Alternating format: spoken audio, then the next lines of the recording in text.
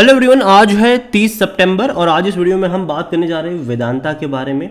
देखिए 222 रुपए का शेयर है। लगातार वेदांता के शेयर में हमने गिरावट देखने को मिल रही थी, लेकिन वेदांता ने कुछ ऐसा किया है जिसके चलते अगर आप देखोगे तो भैया तेजी लौटती हुई नजर आई। देखो कल बाजार अच्छे मूड में था और वेदांता के शेयर में और बड़ी तेजी थी। 7% की बड़ी तेजी कह सकते हैं कि कल वेदांता ने दिखाई थी।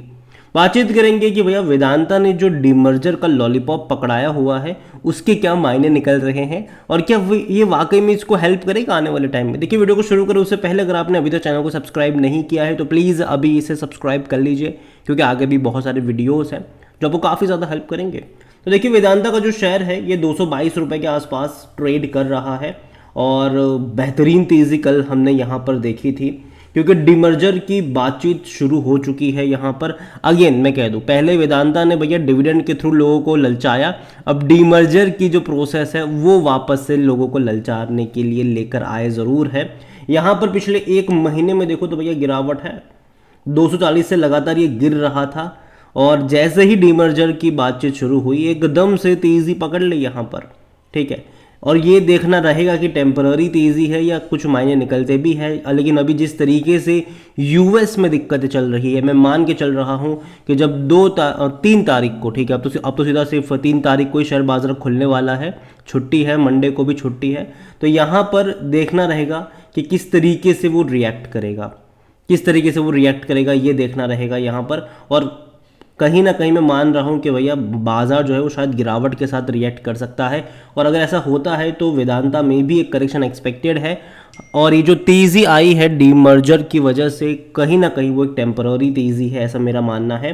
क्योंकि देखो ये डीमर्जर का जो प्रोसेस होता है ना, देखो ऐसा नहीं है कि 1-2 महीने में निपटा देंगे, ऐसा नहीं है भैया, बड़ा टाइम लगता है, लंबा टाइम लगता है डीमर्जर के प्रोसेस में, ठीक है। और ये हम सब जानते हैं कि किस तरीके से डीमर्जर, इससे पहले जब आईटीसी का हुआ था, ठीक है, आईटीसी की तो अभी सिर्फ बातचीत ही चल रही है, ठीक है, अभी हुआ भी नहीं है, ठीक है।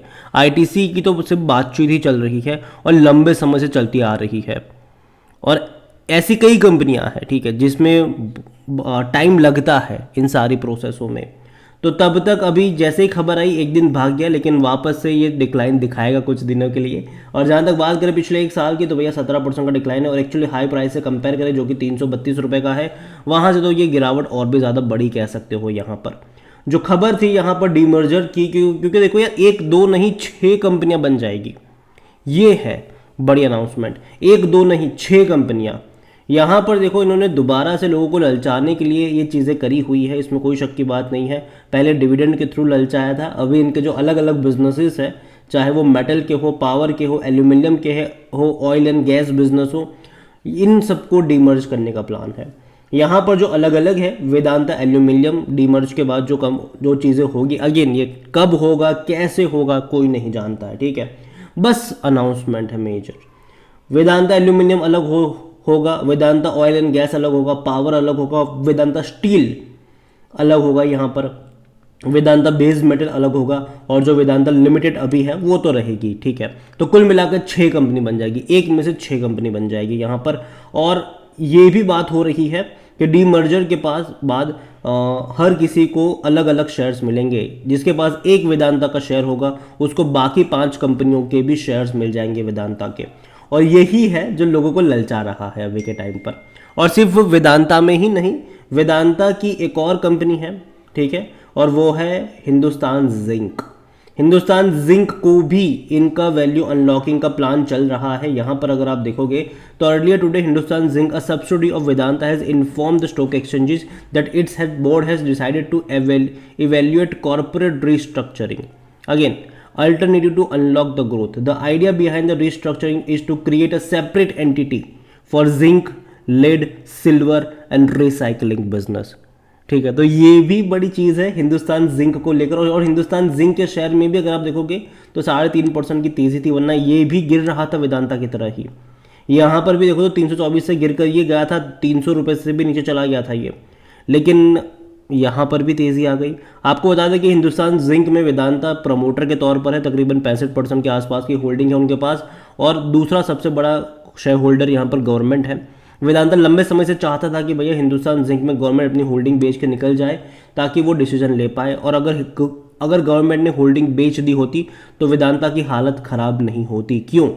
क्योंकि वेदांता चाहता था कि वो अपना जो इंटरनेशनल जिंक असेट्स का जो बिजनेस है उसको $2 बिलियन में हिंदुस्तान जिंक को बेच दे, लेकिन गवर्नमेंट ने इस चीज़ का अपोज किया और डील हो नहीं पाई, क्योंकि गवर्नमेंट भी बहुत बड़ी क्वांटिटी यहाँ पर लेकर बैठी हुई है, जिसके चलते वेदांता अभी उस डेट को चुकाने में अनेबल हो रही है, नहीं चुका पा रही है। अगर ये डील हो जाती तो भैया वेदांता शायद इतने बड़े डेट ट्रैप में नहीं फंसता। वापस से जिनकी जो भी रीपेमेंट्स मैच्योरिटीज़ वगैरह है, अगर $2 बिलियन अगर आ जाते इनके पास हिंदुस्तान जिंक से, तो अब तक चीज़ें कुछ और होती, लेकिन ऐसा हुआ नहीं है। यहाँ पर वेदांता को लेकर अगर बात करी जाए तो इनका जो मार्केट कैप है वो 82,000 करोड़ से भी ज़्यादा का है। पी इसका 9.41 का है, जो कि एवरेज इंडस्ट्री से भी कम है।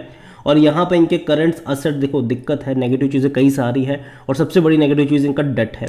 हाई डेट इनके ऊपर काफ़ी ज़्यादा है, डेट टू इक्विटी रेशियो 2.04 के आसपास का है, जो कि देखा जाए तो भाई साहब नहीं सही है कंपनी के लिए।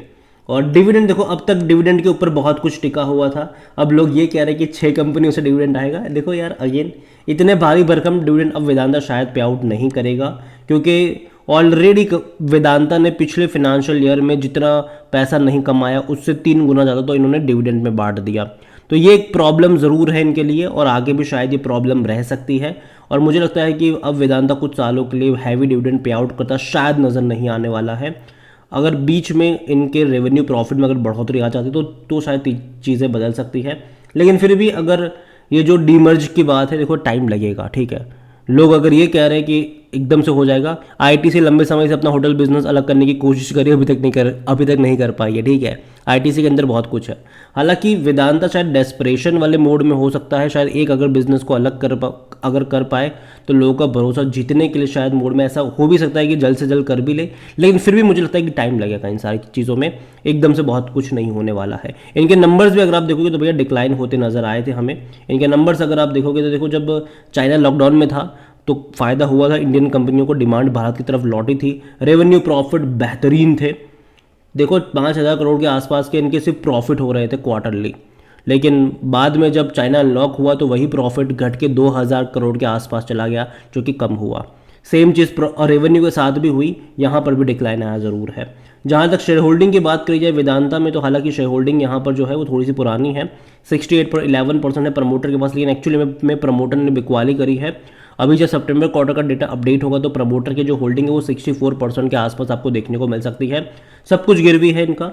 तो यहाँ पर मैं एक ही चीज़ कहूँगा कि देखो यार, एक अटेम्प्ट ज़रूर कर रहा है वेदांता अपनी वैल्यू अनलॉक करवाने के लिए, और जिससे लोग जो है एटलीस्ट ये जो बिकवाली हो रही है वो कहीं ना कहीं रुक जाए। क्योंकि अगर ऐसा होगा तो देखो कंपनी अपने शेयर्स बेच सकती है, पैसा रेज कर सकती है, और यही वजह मुझे अभी के लिए यहाँ पर लग रही है।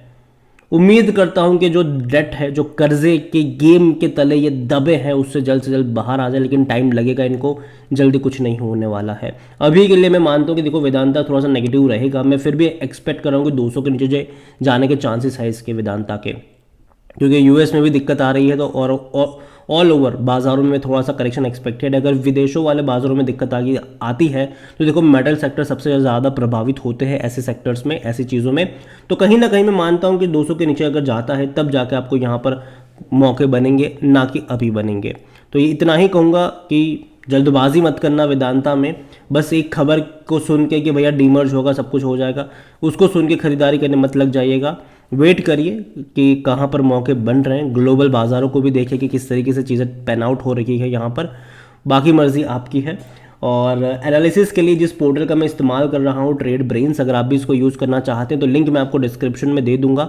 और अगर आप मेरा कूपन कोड HSA20 का इस्तेमाल करोगे तो आपको 20% का डिस्काउंट भी मिल जाएगा। कई सारे बेहतरीन फीचर्स हैं यहाँ पर, जिनमें से एक है कि जो बड़े बड़े इन्वेस्टर्स हैं वो क्या खरीद रहे हैं, उनका पूरा पोर्टफोलियो आप चेक कर सकते हो। ये वही लोग हैं जो शेयर बाजार में बड़ा गेम खेलते हैं, ये वही लोग हैं जिनके पोर्टफोलियो में आपको कई बड़े मतलब कई बार आपको स्मॉल कैप शेयर और मिड कैप शेयर ज़्यादा देखने को मिलते हैं, और कई बार तो आपको पेनी स्टॉक भी देखने को मिल जाते हैं। तो देर किस बात की है, लिंक डिस्क्रिप्शन में है। कूपन कोड का फायदा उठाना भूलिएगा नहीं। वीडियो को यहीं पे एंड करूंगा। पसंद आया हो तो लाइक करो, शेयर करो। चैनल अगर पहली बार हैं तो प्लीज़ सब्सक्राइब करें। और वेदांता के बारे में आप क्या सोचते हैं, जो डीमर्ज वाली चीज़ें निकल कर आई है उसके बारे में आप क्या सोचते हैं, वो भी आप मुझे कमेंट में लिख के बता सकते हैं। Thank you.